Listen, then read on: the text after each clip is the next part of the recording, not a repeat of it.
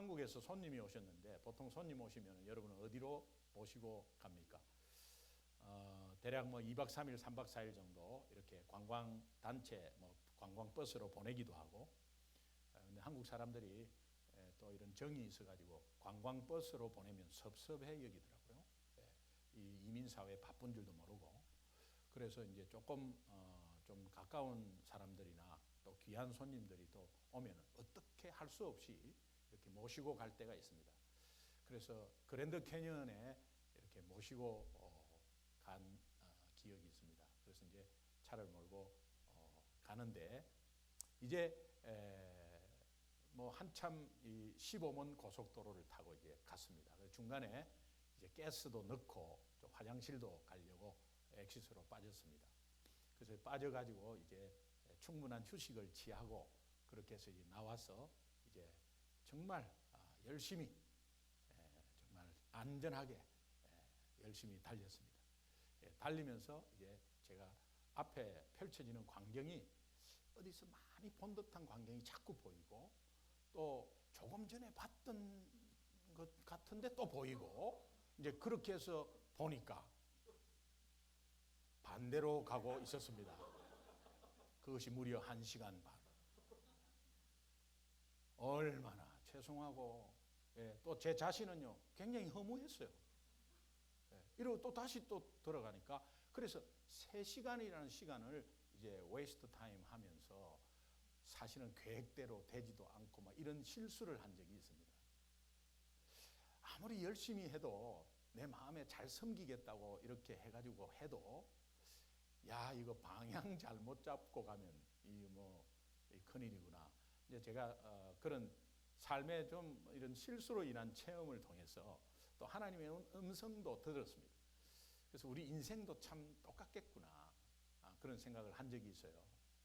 내가 아무리 열심히 하고 성실히 하고 정말 그것이 바른 길이라고 같지만 막다른 골목에서 이것이 잘못 왔다고 생각하면 여러분 그것은 더 이상 남은 시간이 많지 않잖아요. 그러면 얼마나 정말 허무하는 것이 아마 더 커질 것 같습니다. 그런데 중간에 이렇게 깨달으면 그나마 그래도 돌아올 수 있는 여유나 시간들이 있을 것 같습니다. 우리 인생 마찬가지입니다. 여러분 성실하게 살아온 것, 우리 한국 사람은 어디 가나 성실하고 우리 한국 사람은 어디에서든지 열심히 합니다. 그런데 그렇게 성실하고 열심히 했지만 마지막에 내가 정말 바른 길이 아니고 이것이 정말 바른 길이라고 생각을 했지만 바른 길이 아니고 이것이 잘못된 길이라고 만약에 깨닫는다면 그 허무감은 이루 말할 수 없습니다. 저희 어머니가 47년간 절에 다니셨습니다. 절이 나쁘다, 불교가 나쁘다 그런 의미가 아닙니다. 어머니는 불교에 헌신하신 분이고 법명이 불교에서 스님이 지어주신 이름이 4개가 있었습니다. 보살 무슨 보살 무슨 보살 해가지고 그리고 4월 초파일이 되면 헌신적으로 15일 전에 절에 들어갔습니다. 그래서 그 군불 떼고 밥 해 대고 하면서 그 자원봉사죠. 그냥 봉사 많이 했습니다. 어머니가 예수 믿고 나서 저에게 하신 말씀이 있습니다. 내가 헛믿었다. 왜 이렇게 허무하냐?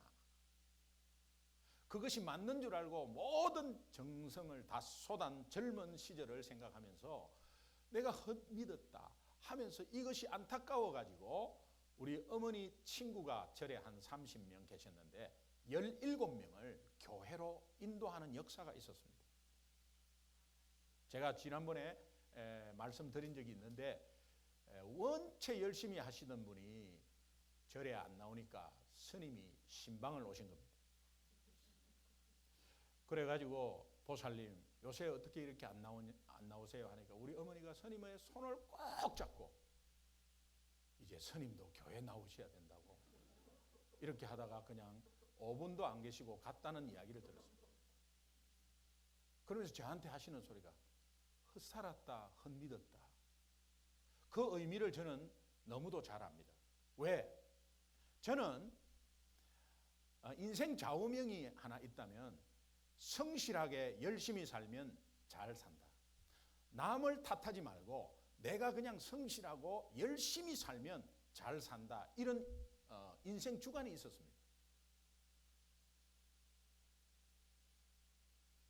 그리고 제가 사관학교에서도 그런 식으로 배웠기 때문에, 그래서 성실하게 열심히 살면 다 잘 살 수 있다. 이런 생각을 뭐 그냥 인생 좌우명으로 하고 있었습니다.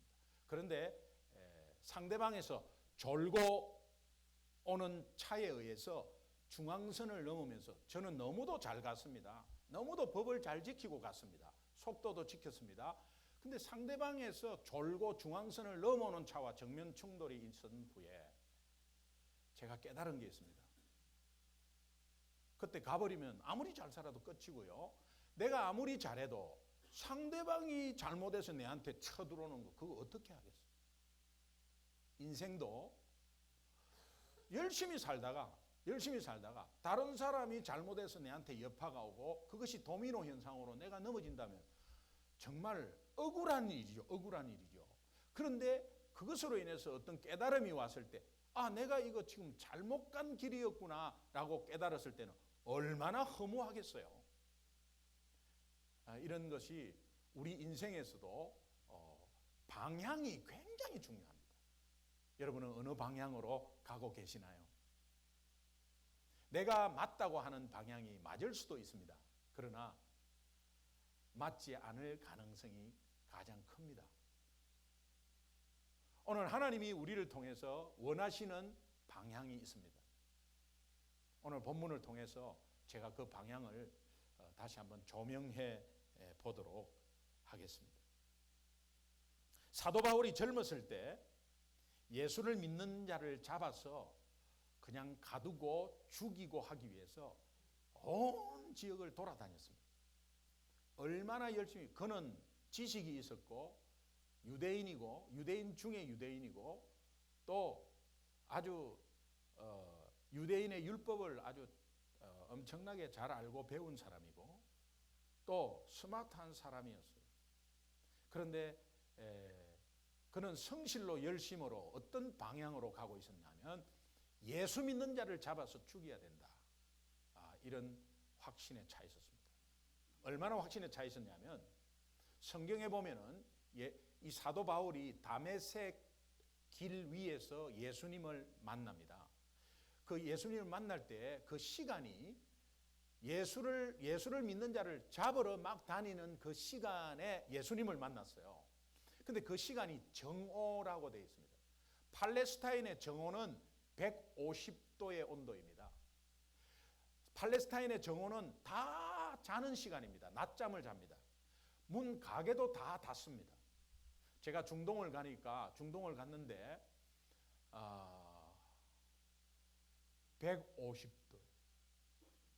여러분 화실을 뭐 쉽게 생각하면 화실을 쉽게 계산하려고 하면 마이너스 30에 나누기 2분의 1 하시면 돼요. 그럼 섭씨가 나와요.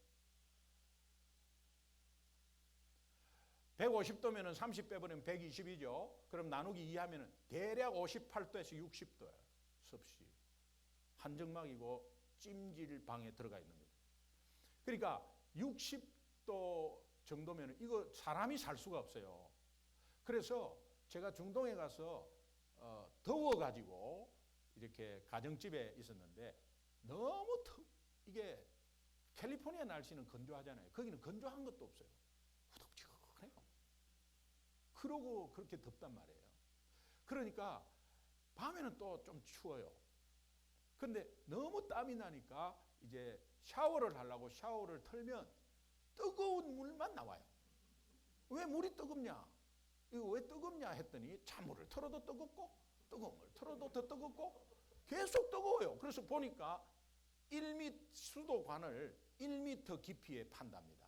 그래서 묻어놨는데 그 열 때문에 지열 때문에 물이 다 그냥 다 온도가 뜨거워진 거예요. 얼마나 뜨거우면 1m 밑에도 뜨겁습니다.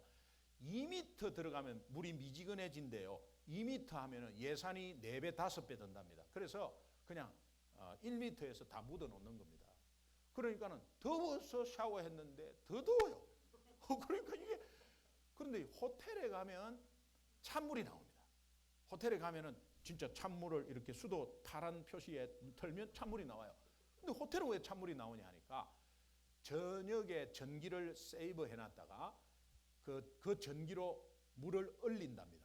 얼려가지고 낮에 뜨거운 물을 그 얼음으로 통하게 만들어서 그렇게 해서 찬물이 나오고 그 찬물은 귀한 것입니다. 예. 그러니까 그 찬물을 그렇게 좋아하죠. 예. 그 찬물을. 근데 제가 조금 오래 있다 보니까 진짜 찬물 손에 대는 그 자체가 얼마나 복인데. 이 사도 바울이 얼마나 열심히냐. 다른 사람 다 자고 있을 때 150도 되는데 사람 잡으러 다니고 있는 거예요. 얼마나 열심히였습니까?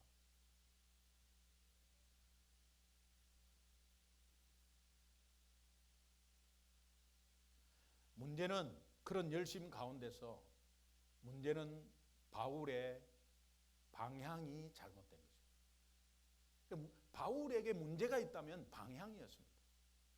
자기는 옳다고 가는 겁니다.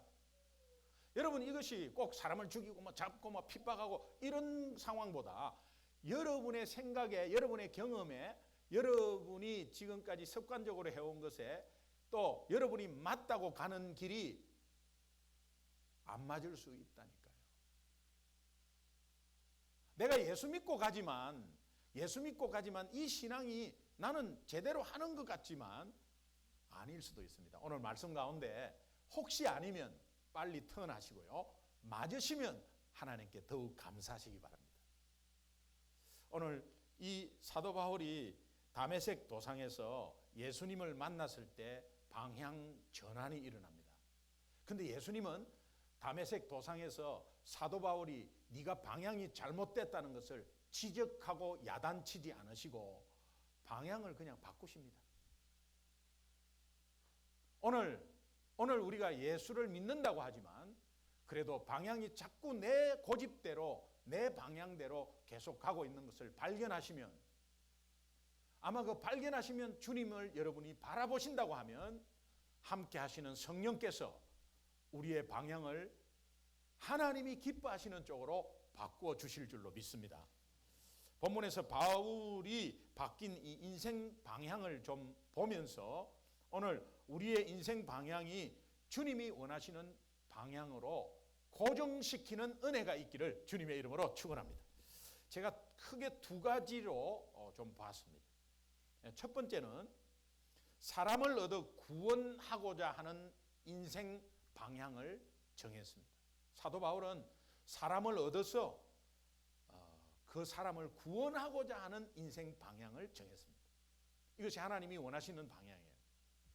우리는 사람을 얻으려 하면은 뭔가 유익이 있어야 되고 또 저 거래처에 우리 회사와 좀 연관을 시켜서 어떻게 매출을 좀 올리고자 할 때 사람을 얻으려고 합니다. 그러다가 사람에게 상처를 받고 또 기대 이상으로 못 미칠 때는 우리가 섭섭함을 여기고 이제 그렇게 인생을 삽니다. 그런데 사람을 얻는데 그 얻는 목적이 뭐냐? 그 사람을 구원하고자 하는 데서 사람을 얻으려고 하시면 오늘 우리의 행동들이나 말들이나 이런 것들이 좀 달라질 거예요. 근데 그 인생 방향을 정했다는 겁니다. 오늘 19절 본문 19절 한번 함께 읽겠습니다. 같이 한번 읽겠습니다. 시작. 내가 모든 사람에게서 자유로우나 스스로 모든 사람에게 종이 된 것은 더 많은 사람을 얻고자 함이라.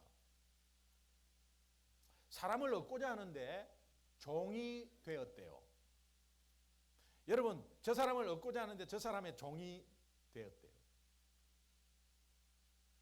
이 의미는 조금 이따가 말씀드리겠습니다. 그러면서 그 하는 행동들을 실천적인 것을 말해주는데 20절, 21절 한번 보겠습니다. 본문에 20절, 21절 시작. 유대인들에게 내가 유대인과 같이 된 것은 유대인들을 얻고자 하며 율법 아래에 있는 자들에게는 내가 율법 아래에 있지 아니하나 율법 아래에 있는 자 같이 된 것은 율법 아래에 있는 자들을 얻고자 하며 21절에 시작. 율법 없는 자에게는 내가 하나님께는 율법 없는 자가 아니요 도리어 그리스도의 율법 아래에 있는 자이나 율법 없는 자와 같이 된 것은 율법 없는 자를 얻고자 합니다. 얻고자 함이요 얻고자 함이라. 그렇게 해서 그 사람과 같이 된 것은 그 사람을 얻기 위해서, 같이 되기 위해서는 얼마나 우리 인간적으로 말할 때는 간설계 다 내줘야 됩니다. 우리 힘으로서는 절대 할 수 없습니다. 그런 말씀을 하시면서 22절 한번 같이 읽겠습니다. 시작. 약한 자에게는 내가 약한 자 같이 된 것은 약한 자들을 얻고자 함이요 내가 여러 사람에게 여러 모습이 된 것은 아무쪼록 몇 사람이라도 구원을.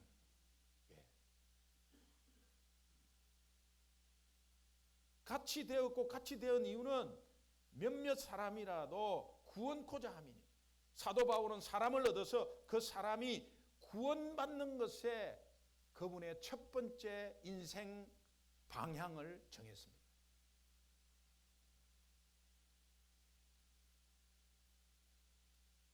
사람을 얻어서 그 사람이 예수 믿고 구원받는 것에 여러분의 인생의 첫 번째 인생 방향을 정하시면 하나님이 굉장히 기뻐하실 것입니다. 하나님이 기뻐하시면 하나님의 주머니는 열리게 되어 있습니다. 우리 자녀들이 부모를 기쁘게 하면 가만히 있어도 주고 싶습니다. 그리고 제가 뭘 원하는지도 압니다. 뭐가 부족한지도 압니다. 원하지 않는 것까지 주고 싶습니다. 하나님은 권능이 많으신 천지를 창조하신 분입니다. 하나님이 오늘 하나님의 자녀인 우리에게 무엇이 필요한지를 압니다. 또 기도하지 않은 것조차도 다 압니다. 그런데 하나님을 기쁘시게 하는 이런 방향의 인생 방향을 정하시면 하나님은 주머니가 열려서 오늘 우리가 염려하고 걱정하고 오늘 우리가 조바심 내고 살얼음판을 걷고 있는 인생 가운데 하나님이 분명히 책임져 주실 것입니다. 예수 믿는다는 것이 무엇인가? 하나님이 예수 믿으면 구원받는다. 우리는 자꾸 그것만 생각하는데 예수 믿고 구원받는 것은 구원받은 자가 끝까지 인생을 잘 행복하게 할 수 있도록 하나님이 끝까지 책임지신다는 것을 믿는 것입니다. 오늘 우리는 그 반쪽짜리 믿음으로 예수 믿는 것은 구원받는 것은 좋고 그러나 내 삶은 그분이 책임을 못 질 것이라고 의심하면서 그러면서 염려하고 걱정하고 내 생각대로 막 가고 있습니다. 하나님이 기뻐하시는 누가복음 15장에 7절에 보니까 한 영혼이 돌아오는데 조금 인발브 하시면 하늘에서는 의인 99으로 인하여 기뻐하는 것보다 하나님이 더 기뻐하신다. 스바냐서 3장 17절을 보면 하나님이 정말 구원하시는 하나님으로 영혼이 돌아오는데 좀 인발브 하면은 하나님이 그것을 보시고 기쁨을 이기지 못한다고. 기쁨을 이기지 못한다. 하나님이 그렇게 말씀하십니다. 하나님이 가장 기뻐하시는 일, 가장 원하시는 인생 방향, 사람을 얻어서 그 사람이 한 사람이라도 구원하고자 하는 것에 여러분의 인생 방향을 첫 번째 두시면 그 인생은 아마 굉장히 하나님이 상승곡선으로 끝까지 책임져 주실 줄로 믿습니다. 여러분의 인생 방향은 어떻습니까?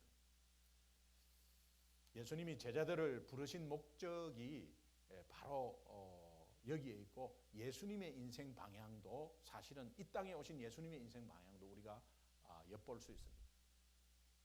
제자들을 불러서 바로 너희가 사람을 낚는 어부가 되게 하리라. 사람을 낚는 어부가 되라.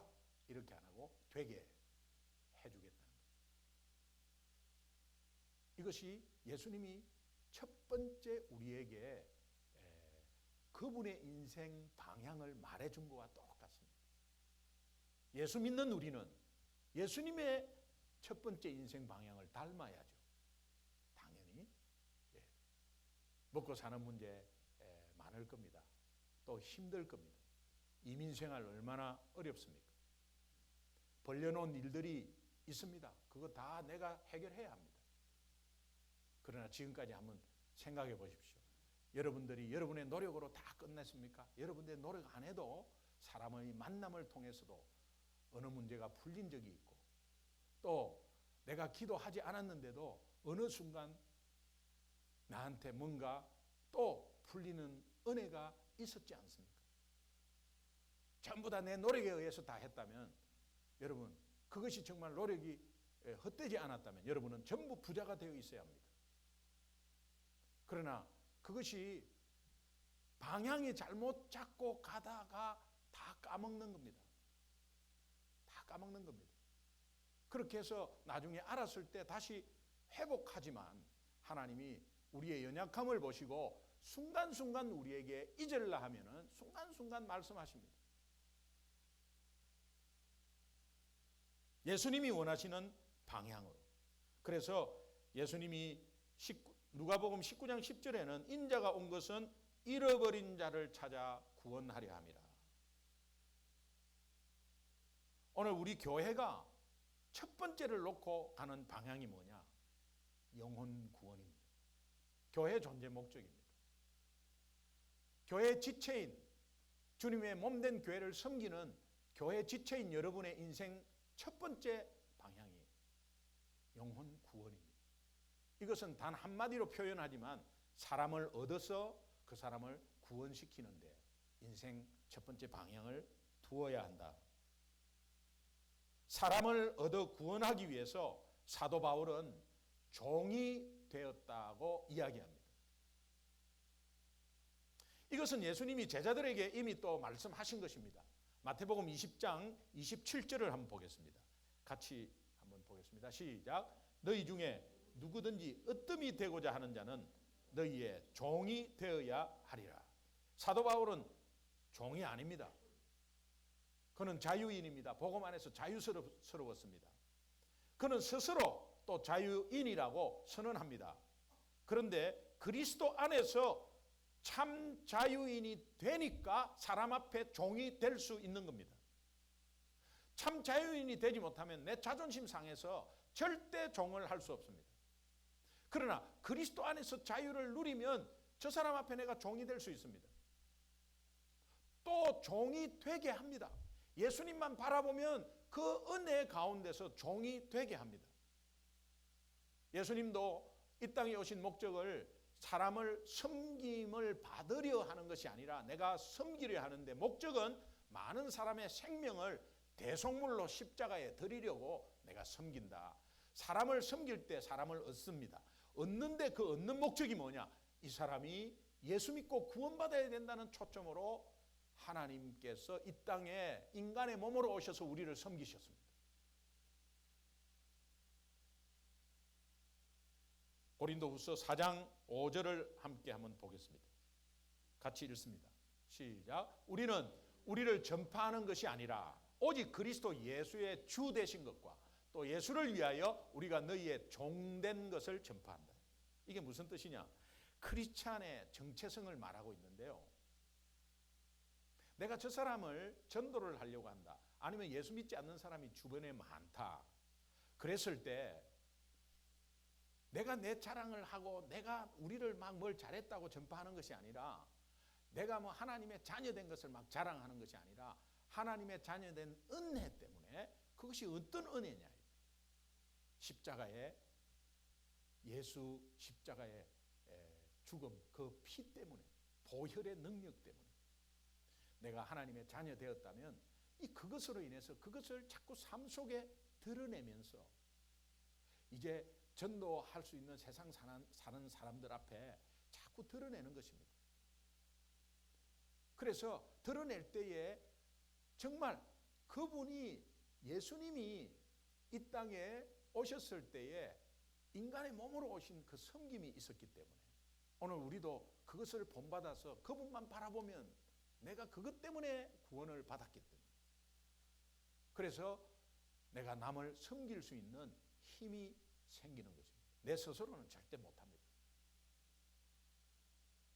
예수를 위하여 우리가 너희의 종된 것을 전파한다. 그 종된 이유는 사람을 얻고자 합니다.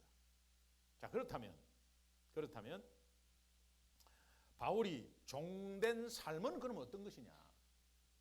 그것을 좀 이어서 말씀하고 있는데 핵심은 이렇습니다. 종된 삶으로 가려면 먹고 사는 기득권과 권리를 내려놓아라 이렇게 합니다. 여러분, 저 사람에게 내가 전도를 하는데 전도를 하려고 뭔가 밥도 한 번 사주고 뭐 선물도 이렇게 주고 또 내 시간을 좀 조절해서 내 시간도 드리고 이렇게 합니다. 그런데 종이 된 모습으로 섬기려고 하는 이 참된 종은 내 삶에 먹고 사는 것에 대해서 포기를 하셔야 합니다. 그런 마음이 없을 때는 내가 저렇게 해줬는데 저 사람이 내한테 이렇게 해? 라고 나중에 굉장한 상처를 받습니다. 만약에 예수님이 이것을 따졌다면 아마 우리는 나만 알 사람이 없습니다. 내가 너를 구원하려고 내 목숨까지도 다 바쳤는데 네가 구원받고 내 때문에 구원받았는데 네가 나한테 이렇게 해? 라고 하나님이 따진다면 오늘 우리는 하나님 앞에 설 사람이 하나도 없습니다. 하나님이 이 땅에 인간의 몸으로 예수 이름으로 왔을 때 하늘의 모든 권세와 기득권과 모든 권리를 내려놓았습니다. 그래서 인간의 몸으로 오셨습니다. 오늘 예수 믿는 자가 이 사실을 알고 이것이 성경에 기록된 말씀이라면 이 사실을 알고 나는 똑바로 해야 되겠다는 어떤 윤리적인 것이 아닙니다.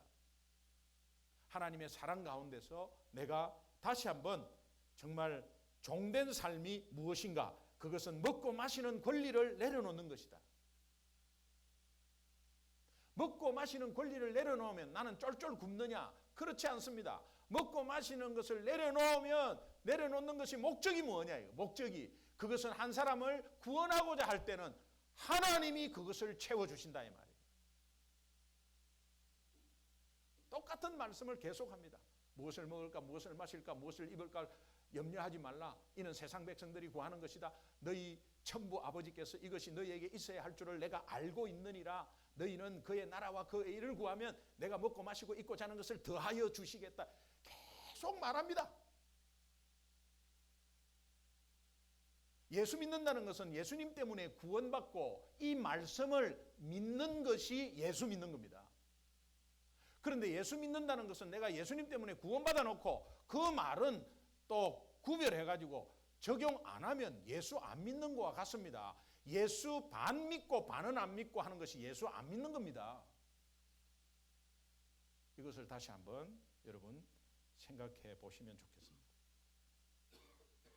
우리는 사람 얻기에 너무 힘이 들고 또 얻어서 그 사람을 구원하기에 너무 어렵습니다. 부담됩니다. 그런데 돌아보면 왜 부담되고 왜 어려울까요? 그것은 내 먹고 사는 문제에 기득권과 권리를 내려놓지 않고 하려고 하니까 그러니까 어렵습니다.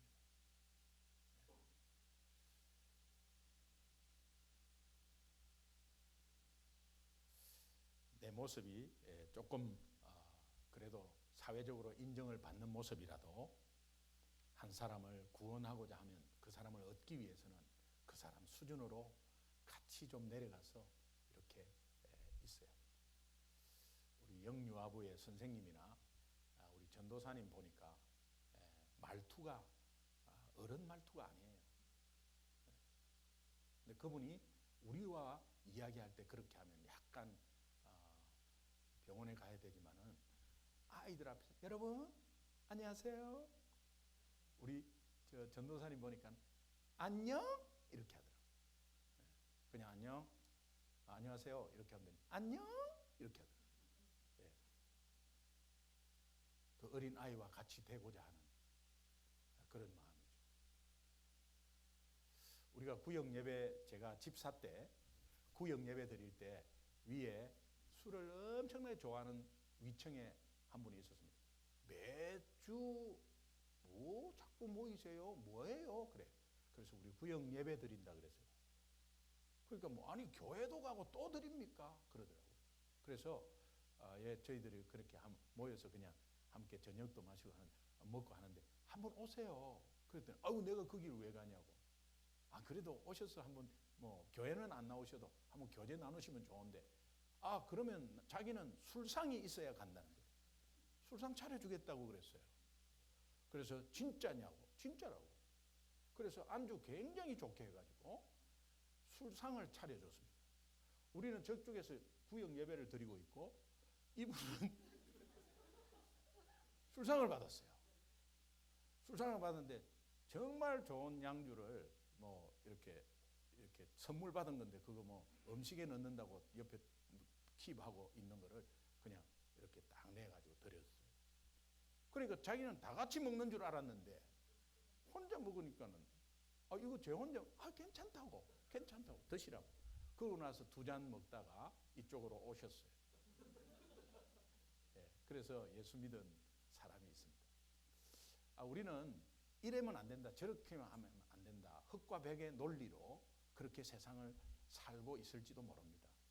그러나 연약한 자는 연약한 자대로 나름대로 이유가 있습니다. 그러면 그 이유를 뭐 어떻게 알고 이런 것보다는 그분의 마음을 이해하려고 하는, 공감하려고 하는 그런 것이 오늘 하나님이 원하시는 인생 방향이다. 마지막 2번째로 예수님을 만난 이 바울이 이제 복음에 참여하기로 인생 방향을 정했다는 거예요. 복음에 참여한다. 23절 한번 같이 읽겠습니다. 같이 읽습니다. 시작. 내가 복음을 위하여 모든 것을 행함은 복음에 참여하고자 한다. 내가 복음을 위하여 모든 것을 행함은, 이 복음을 위하여 행한다는 것과 복음에 참여한다는 것을 약간 구분합니다. 이 본문 말씀의 단어를 보면 구분되어 있습니다. 그래서 참여하고 참여한다는 그 의미가 좀 똑같은 단어로 쓸 수도 있는데 좀 구분되어 있습니다. 그래서 복음을 위하여 행한다는 의미는 복음을 위하여 시간을 내어서 헌신하고 수고하는 모든 것들을 말할 수 있습니다. 그런데 복음에 참여한다는 의미는 복음이 내 삶의 체질화가 되는 것을 말합니다. 이 체질화는 많은 연습이 있어야 합니다. 이 체질화는 습관이 있어야 합니다. 그래서 복음을 믿는, 예수 믿는 자는 복음이 체질화되어야 합니다. 내 삶은 이 복음의 체질화가 되는가를 한번 생각해 보십시오. 체질화가 안 되면 금방 내가 들어갑니다. 그리고 남의 말에 금방 좌우돼 버립니다. 이거를 이제 팔랑귀라고 하는데 금방 좌우돼서 사만불 까먹습니다. 그런데 이 복음이 이 삶의 체질화가 되면 절대 흔들리지 않습니다. 자, 복음이 내 삶의 체질화가 됐다는 것은 저는 한마디로 한 단어로 말하라 하면 전도입니다. 여러분, 고구마 전도 학교에서 전도란 무엇이냐? 오늘 우리는 전도란 내가 만난 예수를 말하는 것이다는 이 텔링에만 치우쳐 있습니다. 그런데 복음 받은 사람은 전도와 직결이 되어 있는데 전도의 개념을 알면 이미 50% 전도한 것입니다. 그래서 전도란 무엇이냐? 그것은 내 정체성이 굉장히 중요하고 이 정체성의 확신 때문에 전도문이 열리는 것을 볼 수 있고요. 정체성이 확신되면 어떤 폭풍이 와도 흔들리지 않거든요. 흔들리지 않는 모습을 누가 보느냐? 이웃들이 보고 있으면서 전도문이 열립니다. 그래서 그 정체성이 굉장히 중요합니다. 이 정체성이 기준이 되어서 doing과 telling의 밸런스가 굉장히 중요합니다. 그래서 이제 전도란 being, 정체성, being, doing, telling 이 세 가지가 핵심입니다. 그래서 전도란 being, doing, telling이라는 이 세 가지를 볼 때는 우리 삶 전체를 말합니다.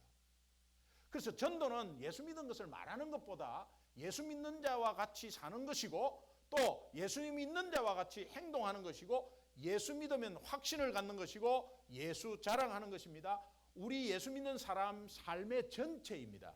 그러니까 전도는 예수 믿는 사람 삶 그 자체다는 거예요.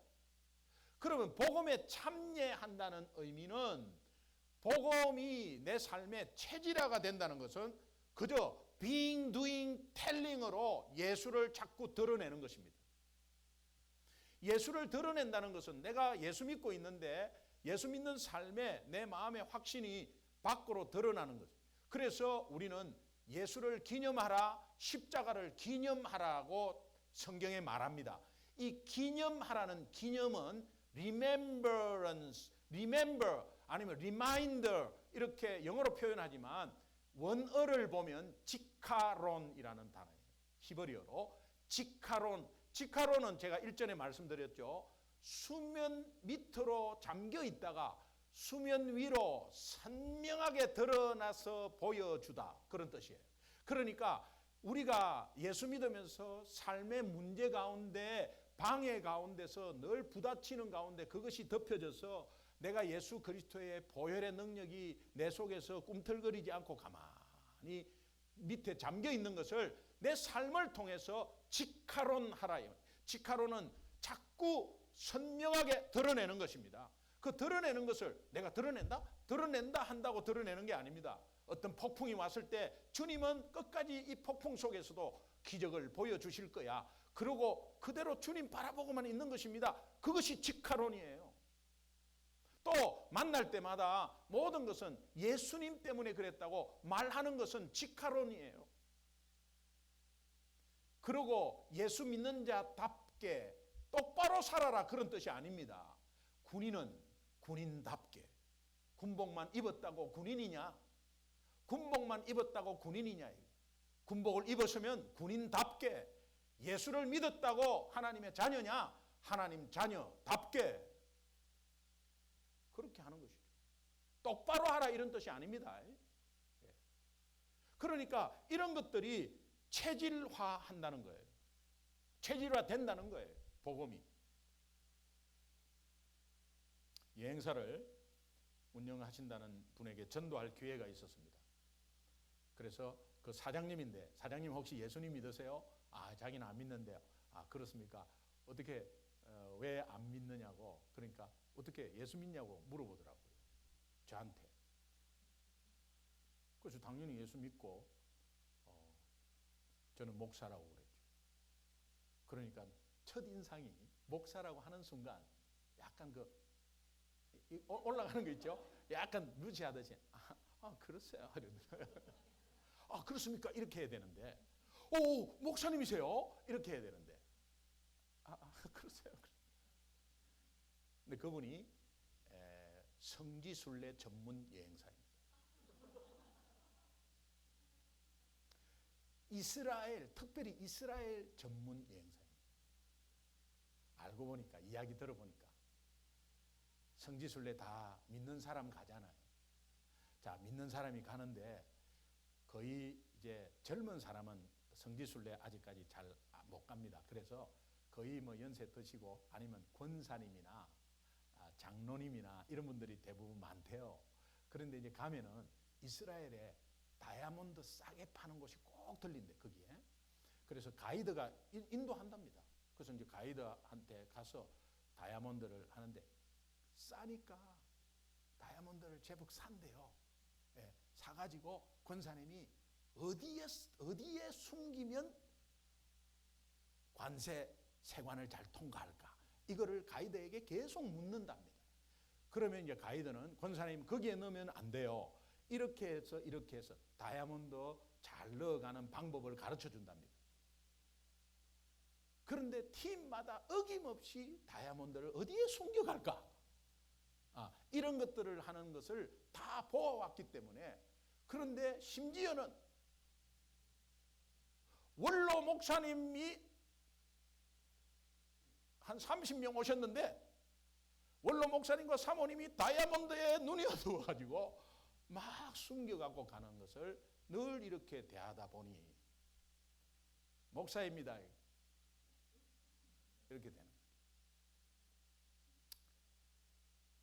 복음이 체질화되지 않았어.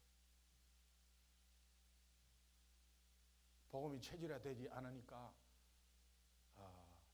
안 믿는 사람은 한국에서는 기독교를 개독교라 그러고,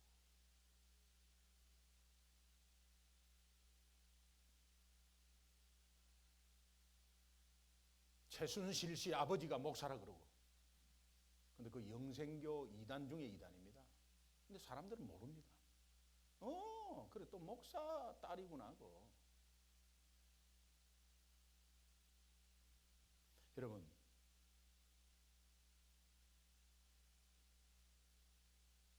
동부 아프리카 우리 선교사 재충전 수련회 2014년 갔잖아요. 갔는데 거기에 이민사회가 작은데 안타까운 소식을 들었어요. 70세 칠순 기념으로 그 가족이, 장로님 가족이 동부 아프리카에서 이제 사파리도 보고 이렇게 구경하러 왔는데, 코끼리 상아 절대 사지 말라고 그렇게 했는데 그거 사갖고 나가다가 걸리가지고, 그래가지고 감옥에 있는데 케냐 한국 대사가 그 감옥에 가서 면접도 하고 면담도 하고 이렇게 해서 한 1년 동안 감옥에 살아야 된대요. 가족은 이제 이미 나갔고, 권사님하고 자녀들은 이미 나갔고, 그 장로님만 잡혀 있는 거예요. 복음이 체질화되지 않아요. 제가 선교 갔다가 한 20명 정도 선교 갔다가 나오는데 한 사람이 안 나와요. 끝까지 기다려서 같이 마지막에 이제 기도하고 헤어져야 되니까. 근데 늦게 나왔어. 보니까는 우리도 모르게 굉장히 고가의 시계 3개 사갖고 들어오다가 잡혔어. 우리 같은 팀인데.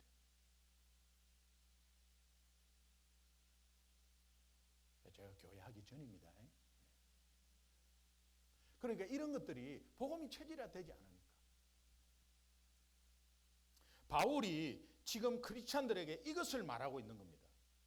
오늘 본문은 예수 믿는 사람이 세금 안 내려고 하고 다이아몬드 세관 통과하는 법을 좋아한다고 하는 것을 믿지 않는 가이드가 아니면 여행사 사장이 다 알고 있습니다.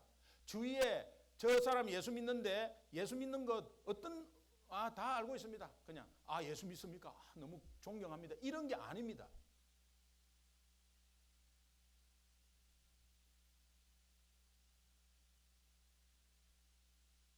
참여한다라는 원어를 보면 신코이노노스라는 단어인데요. 이것은 공동 참여를 말하는데, 정말 교회가 또 예수님과 함께, 교회와 함께, 사랑방과 함께 이 복음에 참여하는 이 훈련이 되면 내 삶의 복음이 체질화가 된다는 거예요. 교회는 우리 개인적으로 살고 있는 사람들이 예수를 믿어도 그 체질화 될 수가 없습니다. 그래서 교회는 이것을 훈련시키는 것입니다.